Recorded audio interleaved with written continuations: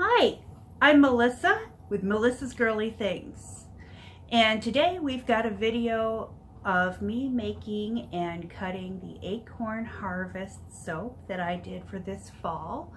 I got a little bit of a late start on it, but that's okay because I discounted my water. I learned a lot in this video, and you'll see I definitely made some mistakes. I had wanted to make sort of an acorn effect, which would have required me to like half fill my mold and then put in some lines of brown and then fill some more and put in some more lines, and I totally forgot to do that, so I ended up with a different effect. But this is the soap that we made. I had wondered while I was cutting it if the color was going to change, and yes, my light green got brighter, my dark green turned a little more brown, and so Acorn Harvest Soap. I hope you enjoy the video. Okay, let's go ahead and start making some soap. Today we're going to make Acorn Harvest. I got this from Nature's Garden, as you can see. And Acorn Harvest, it just has I don't even know how to describe it. It's just an autumn fragrance. It's something that I would have in my kitchen. It's kind of nutty. It's kind of autumny. Really yummy. And we're going to make a 12-pound batch. I've already measured out my lard, coconut oil, and olive oil. And just so you know, this is going to be the last batch I make with lard. Let's go ahead and get started. Again, my oils are measured out. My solid oils have already been melted down, and it is quite cool because I melt down the lard. I barely melt the coconut oil, and I don't use the 76 degree. I use the 90, I think it's 94 degrees, something like that. It is pure coconut oil, but it stays solid at a higher temperature. So I mostly melt that down. Then I add in my olive oil, and it doesn't take any time after that for it to really cool down. I mixed up my lye water yesterday, and I have, again, I believe it is a 30% water discount because I want to really be able to sell this faster, and as soon as it saponifies and cures, I'll test it with phenolphthalein to make sure it's neutral before I actually put it out there. So let's go ahead and just add our lye water from yesterday. Here we go. We're just going to immerse this, get any air bubbles out, and whip it on low. And this is a very fast moving recipe, so I am going to bring this just barely to emulsion before I start pouring it off into other buckets, adding colorant and fragrance and all that.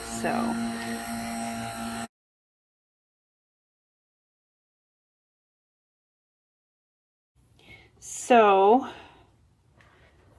I think we're going to call that good, and we're going to pour some off now. These are ice cream buckets. We love ice cream in our house.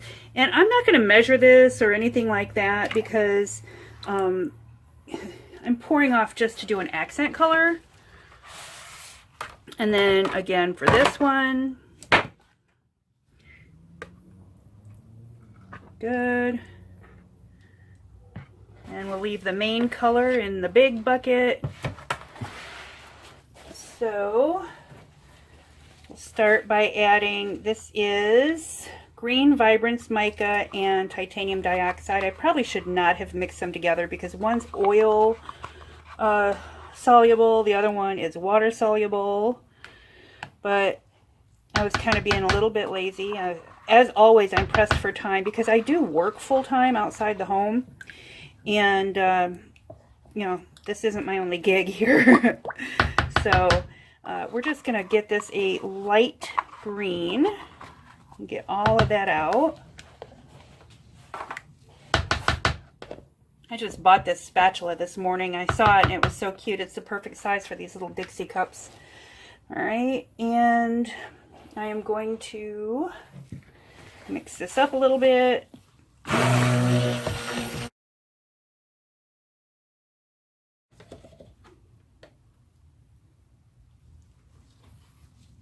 There we go.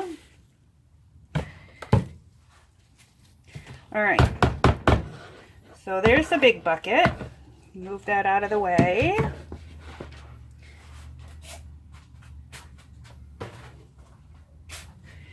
And I should have had my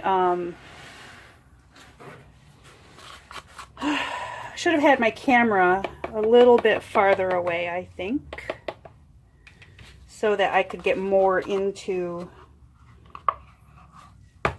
the shot without moving so much stuff around. Okay, get that up. I'm just going to stir this in by hand, I think. And notice I have not added my fragrance oil yet. I do not know. I've never used this fragrance oil. I have no clue whatsoever how it's going to act. And this one was Green Vibrance Mica and Black Pearl mixed together to give us a little bit of a darker shade. The first one was Green Vibrance along with titanium dioxide. And now we are going to do just plain Green Vibrance Mica.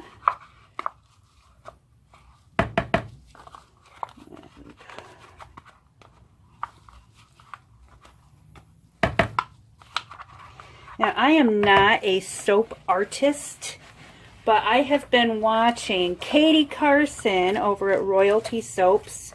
You must go see her if you have not already. She is amazing. Her soaps are so beautiful, and that's what she does. She does artisan soaps.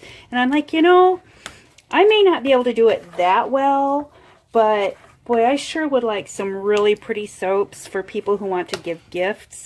All right, so now I've got 3 different shades of green, and I am going to throw them back together. Oh, I'm not going to do that yet.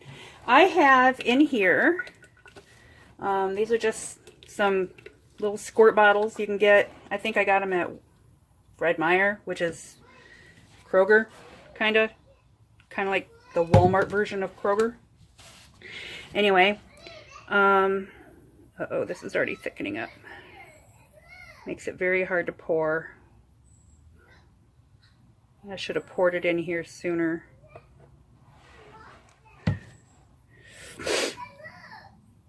Okay. And I have in one Honey Blush Mica with just a touch of bronze brown. In the other is just bronze brown, because I'm going to try to do kind of an acorn effect. Now, I don't know if I'll be able to, but we shall see. Mostly because I just don't see the point. It'll all end up going through all the soap anyway, because it's all getting mixed together. Oh my gosh, so thick already. I've got to learn not to discount my water quite so much. And it's a little late now, unless somebody knows whether or not it would ruin my batch to add water in later. I don't know. Maybe I'll try it on a small batch and see what it does. Oh gosh. All right, well, and this is another reason that I'm using this bucket, because I knew that this would start to thicken up really fast, and I wanted to be able to have a corner here to pour off of. So now I have some little bits. I made some embeds to go on the top, but I used cold processed soap. I don't have a mold, so I used a cookie cutter, and this is the little scraps. I just chopped up the little scraps, and so I am going to mix these in, just like that.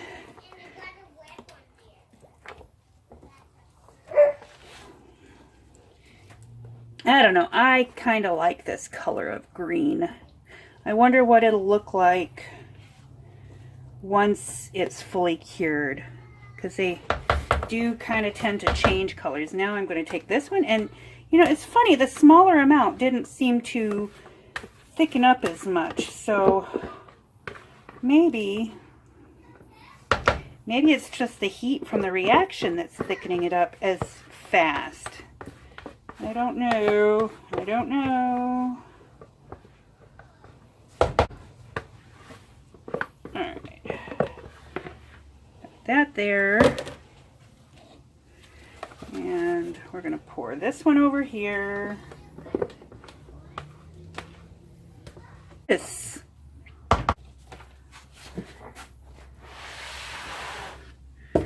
We're just going to start pouring.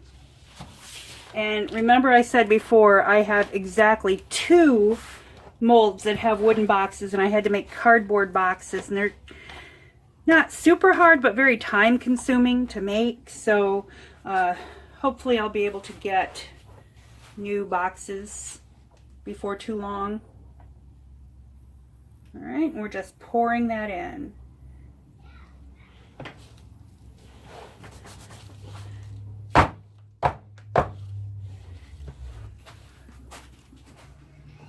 And it's working.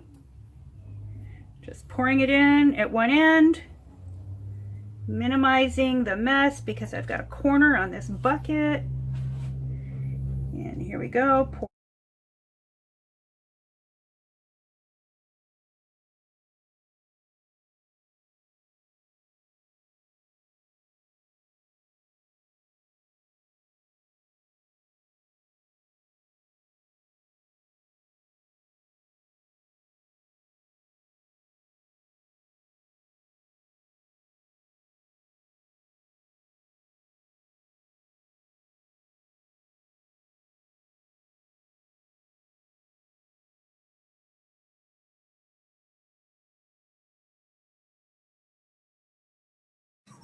Top a little bit, and they're obviously not exactly even, and I don't like that. I'm not really all that great at eyeballing, am I?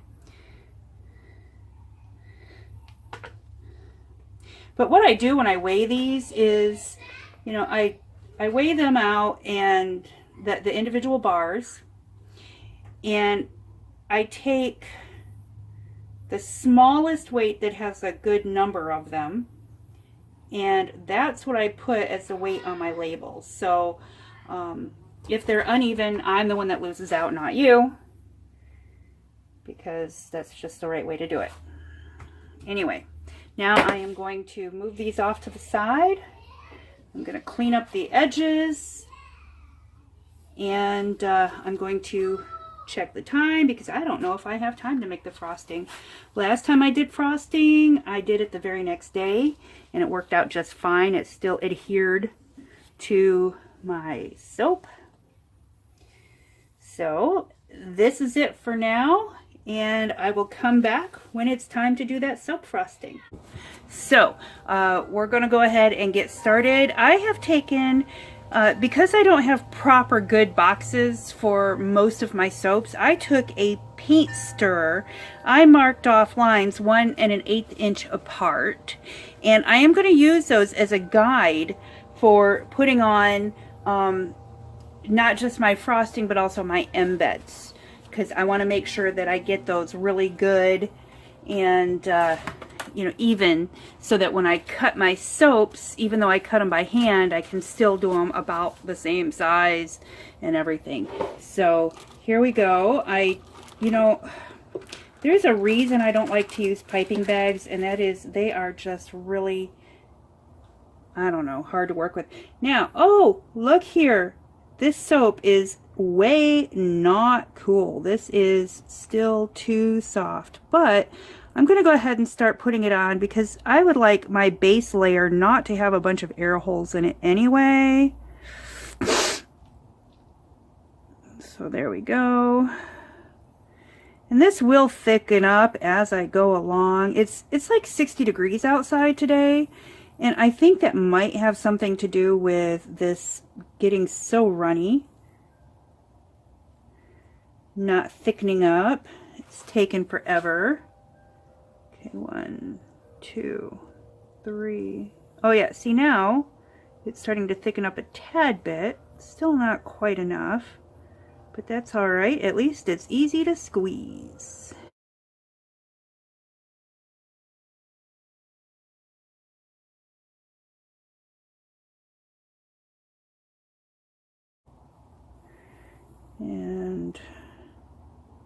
And I have 6 loaves total that I need to do this to. Actually, this is kind of pretty. I kind of like it. It's kind of just mounded up with a little bit of texture. And that's all right, isn't it?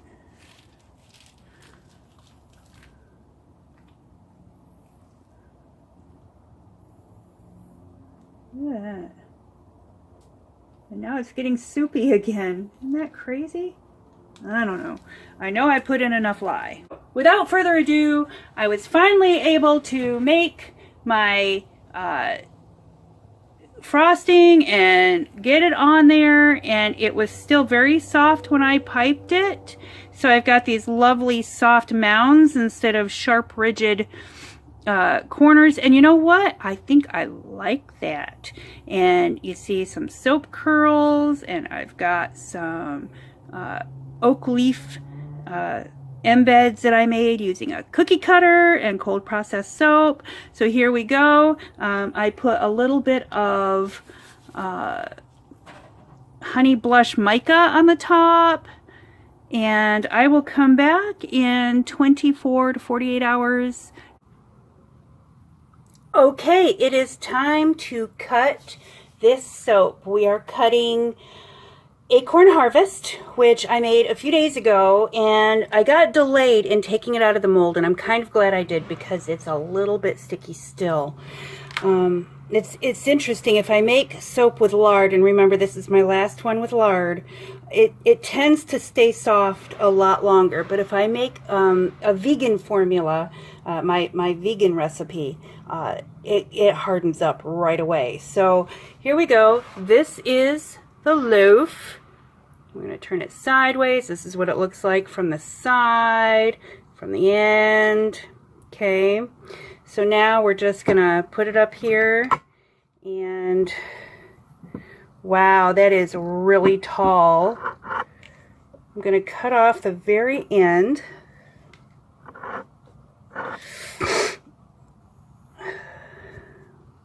Excuse me. Uh-oh. I don't know if I can, because it is so tall. I'm thinking I am going to have to invest in one of those really nice wood cutters that people are using, the single cutters. I'm not ready to invest the hundreds and hundreds in a multi-bar cutter. But here we go. This is our first bar. And look at that. That is Acorn Harvest. We've got some fallen leaves there. And we've got an oak leaf here and a little bit of a curl there. There you go. Acorn Harvest. And I'm pretty sure the color is going to change and even out to that darker color. You can see how it is darker around the edge and lighter in the middle, and I'm pretty sure it's going to all darken up a little bit, because that's usually what happens. We will see. It's going to take probably 2 to 3 weeks for this to dry, and then it will be available on the website, melissas-girly-things.square.site, or you can connect with me on Facebook, and we can do this over Facebook, and you will find me at Melissa's Girly Things there. I think they did a FB me, I'm not sure. But if you just look for Melissa's Girly Things, you will find me. Also, you can check with me or connect with me on Instagram at Melissa's Girly. And of course, if you're on YouTube right now, you know that you can just find me at Melissa's Girly Things on YouTube as well. So, there we go. Acorn Harvest Soap. My husband said that looked like bacon on top. That's not bacon. But there we go. Thanks for joining us. Bye. So that's it. Thanks for watching. And if you like this video, absolutely like it. Give me a thumbs up and subscribe to my channel, and you should be able to see about a video a week and just grow with me and see how these things are working out. If you click the bell, you'll be able to get a notification whenever I upload a video. Bye.